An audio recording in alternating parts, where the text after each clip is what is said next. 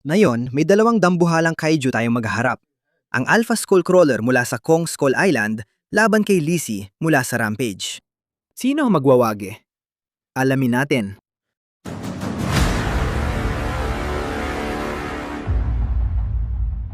Ang Skullcrawler ay malalaking reptilianong kaiju mula sa pelikulang Kong Skull Island. Ang Skull Devil o Alpha Skullcrawler ay isang apex predator sa isla at ang pinakamalaki at pinakamapanganib sa uri nito. Ang mga skullcrawler ay malalaking reptilianong may dalawang mahabang unahang paa, walang likurang paa at mahabang buntot na parang ahas na naipanghahawak. Mas malaki ang Skull Devil kaysa sa ibang skullcrawler, halos kasing laki ni King Kong. Ang buntot nito ay parang pamalun na sandata. May kakaibang tinik na parang buto na nakausli sa mga siko nito. Ang Skull Devil ay sapat na malakas para madaig at mapawalang malay si Kong na sugatan.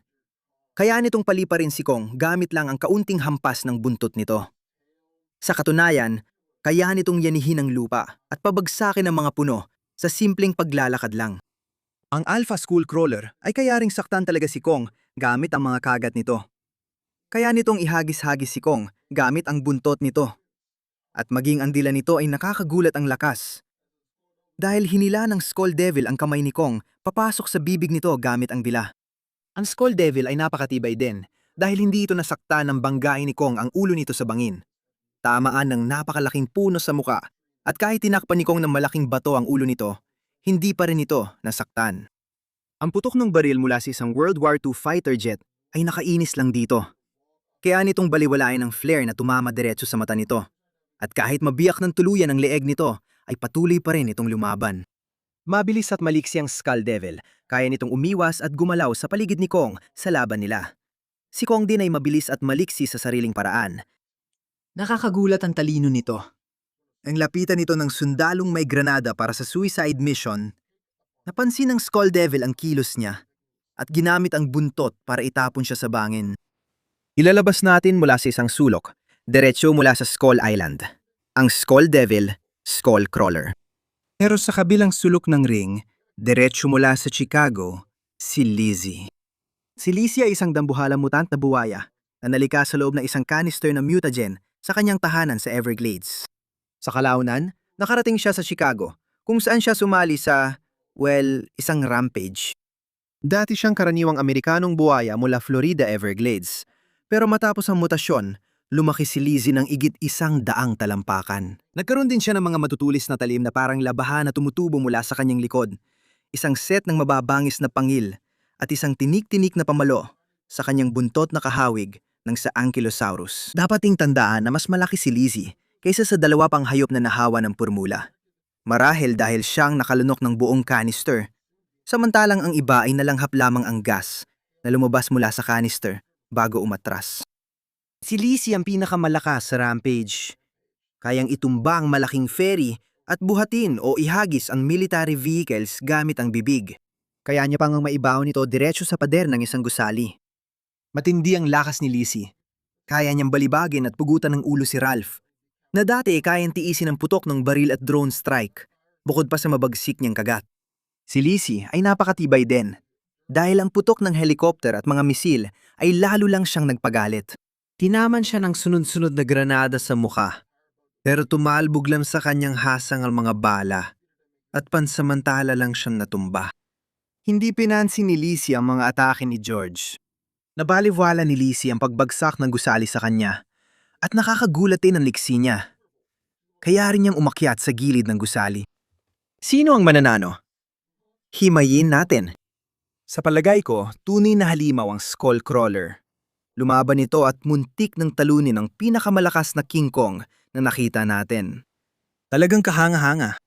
Kung ipapaharap nila ang malaking mama kay Lizzie na pinakamakapangyarihang nilalang sa Rampage, masasabi mong parang Godzilla light lang siya. Sino nga ba ang magwawagi sa huli? Aalamin natin yan.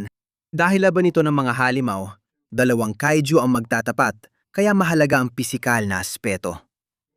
Hindi rin sanay lumaban si Lizzie o Skull Devil.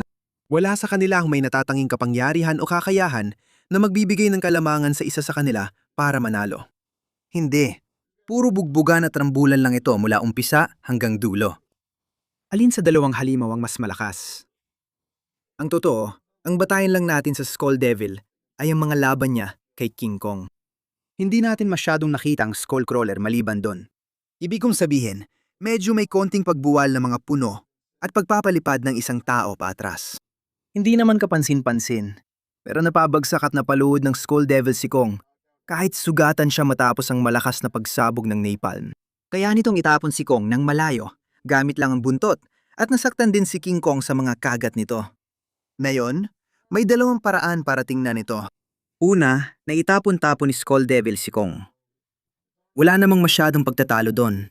Sa Monsterverse, pinakamalaking King Kong na ito. 104 na talampakan ang taas niya. At 158 tonelada ang bigat. Pero naitapon pa rin siya ng Skullcrawler. Malinaw na sobrang lakas ni Skull Devil. Gayunpaman, may dalawang paraan tingnan ito. At kaya ako kinukwestiyon ang limitasyon ng lakas ng Alpha Skullcrawler dahil hindi naman mahirap saktan si Kong. Hindi naman talaga matibay ang bersyon ni King Kong na ito. Ibig kong sabihin, kaya siyang masaktan ng putok ng helicopter at mga talim ng helicopter.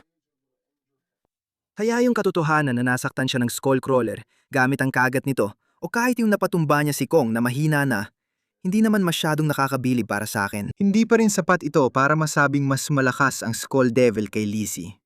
Ibig kong sabihin, nagawa lang ni Lizzie na baliktarin ang isang fairy ng parang wala lang. Halos hindi ko nga napansin na ginawa niya yon. Binuhat niya gamit bibig ang military vehicle at inihagis, binangga sa gilid ng gusali.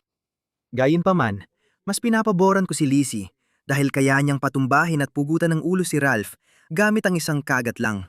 Maniwala ka man o hindi, mas matibay talaga si Ralph kaysa kay Kong. Alam kong hindi halata dahil malaki ang diferensya nila. Pero tingnan mo ang totoong nagawa at katotohanan. Gaya ng nabanggit, nasugatan si Kong dahil sa putok ng helicopter at sa paghawak niya sa talim ng helicopter. Si Ralph ay naperwisyo ng putok ng militar o ibang karaniwang sandata.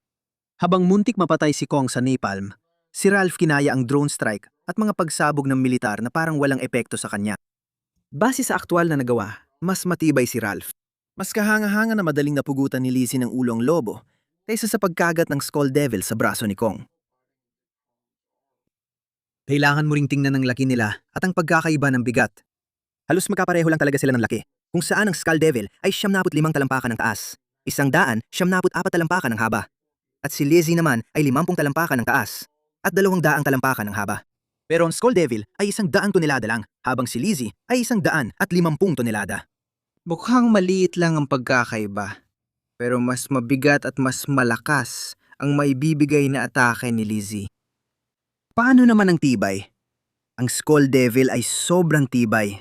Agad siyang nakarecover matapos bagsakan ni Kong ng malaking bato sa ulo. Totoong nasaktan siya ng itulak ni Kong at tumama sa gilid ng bangin. Hayaan itong baliwalayan kahit matamaan ng malaking puno sa muka. Matibay din itong nakatagal sa mga atake nila. Nakalakad pa ito kahit tinamaan ng flare diretso sa mata. Nainis lang siya nang harapin ang putok ng baril mula sa lumang eroplanong pandigma nung ikalawang digmaang pandaigdig. Lumalaban pa rin si Skull Devil kahit may lumang propeller ng bangka sa balikat niya. At bumangon pa siya at nagpatuloy kahit malaki ang hiwa sa leeg niya. Pero tulad ng sa lakas, kailangan kong ibigay ang lamang kay Lizzie. Ibig kong sabihin, tulad ng nakita natin kay Ralph, lahat ng mga halimaw sa Rampage ay sobrang tibay kahit ikumpara pa sa ibang kaiju. Si Lizzie ang pinakamatibay sa kanila. Ang putok ng baril mula sa helicopter at mga missile ay lalo lang nagpagalit sa kanya. Mas malakas ang mga makabagong baril na ito kaysa sa putok ng baril mula sa eroplano noong ikalawang digmaang pandigdig sa Skull Island. Tinamaan siya ng sunod-sunod na granada sa muka, di tinatabla ng bala at rocket launcher, at kahit sumabog ang bangka ng granada sa kanyang hasang, nakatayo pa rin siya. Nakatayo pa rin si Lizzie, kahit gumuho ang gusali sa ibabaw niya. Hindi kayong sabayan ng Skull Devil yon. Dayunpaman, kulang sa lakas at tibay ang Alpha Skullcrawler, ngunit bumabawi ito sa bilis at liksi. Ibig kong sabihin, ang Skull Devil ay sobrang bilis at liksi talaga, lalo na para sa isang milalang na ganoon kalaki. Madaling naililipat si King Kong habang naglalaban sila. At naakyat pa si Kong, kaya tingin ko magagawa rin ito ng Alpha Skullcrawler. Tanong, magpapapanalo ba talaga ito sa kanya? Bilis lang ang puhunan ng malaki, samantalang mas malakas at matibay si Lizzie. Hindi mabagal si Lizzie. Kaya niyang sunggaban, hulihin, at patayin sina Ralph at Skullcrawler kahit lumilipad pa si Ralph. Kaya ni Lizzie talunin ang Skull Devil dahil pantay lang sila ng tibay ni Ralph. Hindi ako sigurado kung kaya patayin ng Skull Devil si Lizzie dahil sobrang tibay niya. Ang nagawa lang ni George ay tusukin ang mata ni Lizzie ng post papuntang otak. Hindi ko nakikitang mangyayari yun dito. Walang kakayahan o talino ang Skull Devil na gumamit ng sandata o umatake sa mahihinang bahagi ni Lizzie. Sa ibang araw, siguradong sobrang saya panoorin ang laban na to sa malaking screen. Pero nakikita ko lang na iisa ang magiging resulta nito. Si Lizzie pa rin ang magwawagi at mag-uwi ng panalo. Panalo si Lizzie. Pero ano sa tingin nyo? Gusto kong marinig ang mga opinion nyo, kaya mag-comment lang kayo sa ibaba. Huwag kalimutang i-like, mag-subscribe, i-on ang notifications para sa Danco Army. Kita-kits sa susunod!